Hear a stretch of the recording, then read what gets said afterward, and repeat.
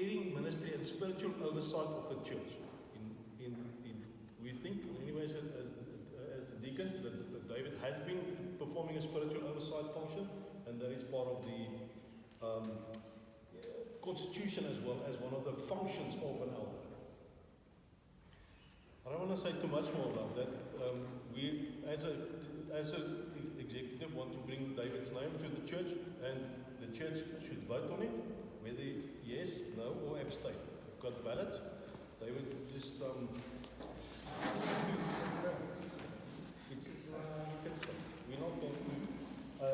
Maybe just one thing. Is there any questions here? Because if you want to discuss this, then we can discuss it with our David. But if yes? Can we nominate anybody else? You can, but not today. And why I say that? It's because the name of David was brought to the church in the announcements about 3 Sundays ago. And so there needs to be, in terms of the Constitution, a 2 weeks notice. And then it needs to be accepted by in an annual general meeting. So you can nominate, definitely.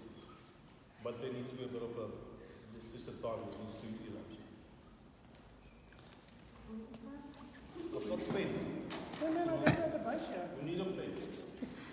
You only get to keep one. I'll borrow your pen, Jenny. Thank you.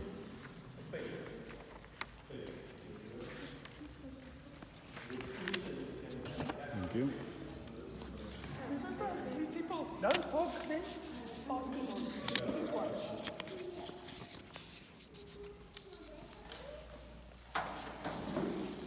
Yes, Amanya's got a question. You want me to fetch it? I would, let me ask this, if we just stop voting quickly, I would like to, us all to just address Amanya's question.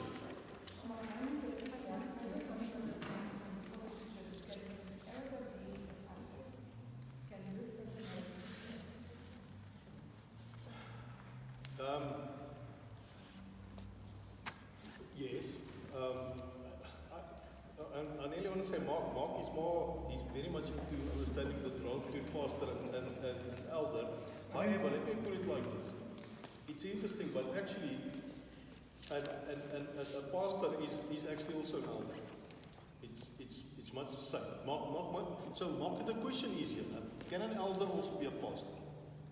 Well, an elder is a pastor.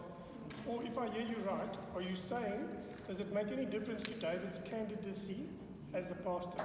No, it should make 0 difference. Correct. We'll have to repeat this when we get to, well, we might have to. We might not have to repeat this when we get to the point. Remember, when the pastor, what we do is we'll come to you and say, we've chosen Piet Pompies. Do you want him or not? Okay, now if we say David, we've chosen David, you have to then respond accordingly. Him being an elder has got nothing to do. If he's an elder, I'll count them first.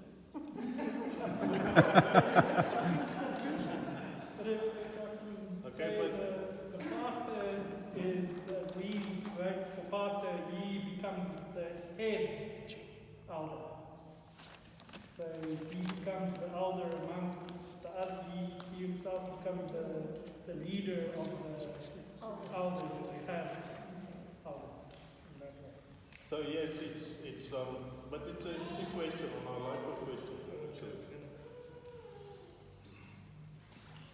With regards to finances, I there's no funny expenses. I must, other than I have to speak to Jenny about that tax, and I haven't yet. There was a tax expense in August. But other than that, in the bowling fund is around about 276 at the moment. That's been replenished quite a bit. Over the last 12 months, the average surplus per month was about 10,000. There's no real funny expenses, other than the one expense in August. So, the reality is, there's not, let's just say this, there's no The main expense of the church would have been, well, it's because Nigel is gone, the pastor's salary. And that's why there's the big saving. Our tithing has decreased, but it's not having an impact. So there's not too much to report back on the finances really. We will discuss the pastor's salary first in the core committee, and then we'll discuss it at that church meeting. I don't really want to discuss it now. If there's nothing really further to add, then we'll just accept the finances as it is at the moment. So, Mark, you count. Yes, they're there. See, Mark, left now. What's the total there? Okay. Okay. We don't normally say the number, so congratulations, David. You have been elected now as an elder. Well, that about that, and I say the Lord bless you in your function. Thank you. I want to thank you for the role you have been playing at the church. It's been a significant role, and thank you for that. Me, and maybe also, and not me, and the congregation, but I can definitely speak well for myself. Appreciate your effort that you put in the church. Thank you very much for that. And I'm glad to have you as an elder. It's a pleasure to serve the congregation. Thank you. Church property. I saw you spoke to Duncan a bit now. On the church property, I also spoke to Duncan about what's happening there now. So there's no, unless I'm missing something, but there's nothing new to report. The reality is that when you want to say something, maybe I'll add if So the school is, I think we can all understand the school's gone through a difficult time on two counts. One is they lost their matriculant accreditation. The Department of Education, you know the story. They were running a certain curriculum that no longer was recognized. So they had a huge drop in numbers, especially for the high school. And then obviously COVID also came. And you know these private schools aren't cheap schools, so they have lost pupils. All the homeschoolers are back at the school, but they're struggling from a financial point of view because people have lost their jobs and people are looking for tutors. So on those two counts, they've struggled. The couple who was really leading the project, Annelien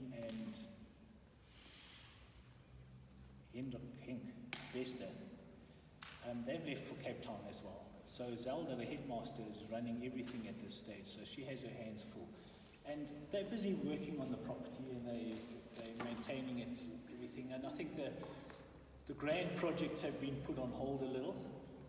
Just in terms of their curriculum, they have now partnered with the Hatfield online schooling system so that they have accreditation now again, and they expect to get better numbers. My cousin actually is one of the tutors for Hatfield online, and apparently they're extremely busy. We were a little concerned that they'd be too strongly aligned to Hatfield, that Hatfield as a church might want to have an influence, but that doesn't seem to be the case. It's purely on the schooling and the curriculum that they've partnered with Hatfield, so they now have the online Hatfield accredited matriculant curriculum that they can go with, so they can attract high school pupils again. But in terms of, they had quite grand plans of developing the property. Those are probably going to be on ice until some stability comes back. So I think they're still hugely appreciative of the property. So nothing has really changed, and we look forward to some new developments. I think it may also, just to the executive, I'd like to propose that just to have a meeting and just have a chat with them at some point, just to understand that we're still all on the same. I'm happy with that. All our ducks are on the same page. Thanks. Thank you, Wayne. Yeah, so that is what it is. It's COVID affected many things. This is definitely one of them as well. With regard to the pastor, so new pastor, next week is the last. It will be Trevor Besson, and then there will be interviews. And we plan to have it in one day. The call committee. We will need to send out questions up front, and I'll make sure to send the questions, to distribute the questions this week among the call committee. So we can decide on what the questions would be to raise to the candidates. Now, the questions would be provided up front, because it's not like a job interview where you just, it's not a normal job interview. It will be questions up front, so the candidates can consider it and be ready with answers on feedback on the day. It will be something like, what's your view on fruits of the Spirit? Have you ever changed any dogma in your life?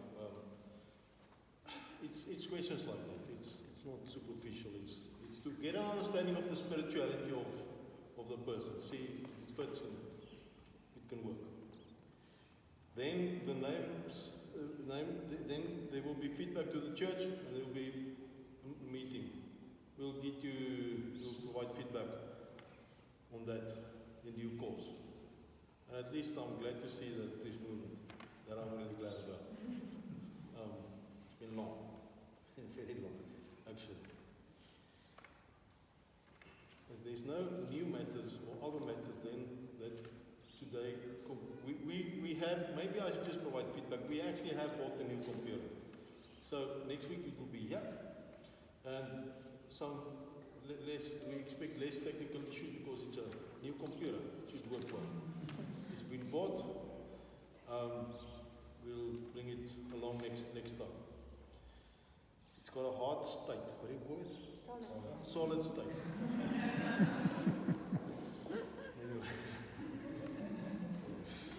So supposed to break loose. Is that correct? That's when the software gets temperamental, that they have issues.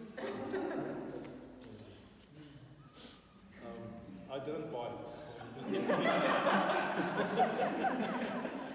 I've been told. Yeah, I have a specialist bought it. Then that concludes our meeting for today. No, you haven't discussed the finances. We approved them. I know it was when you were counting. Oh, sorry. Sorry. Yes. Was there something you want to mention about it? Yeah. Okay.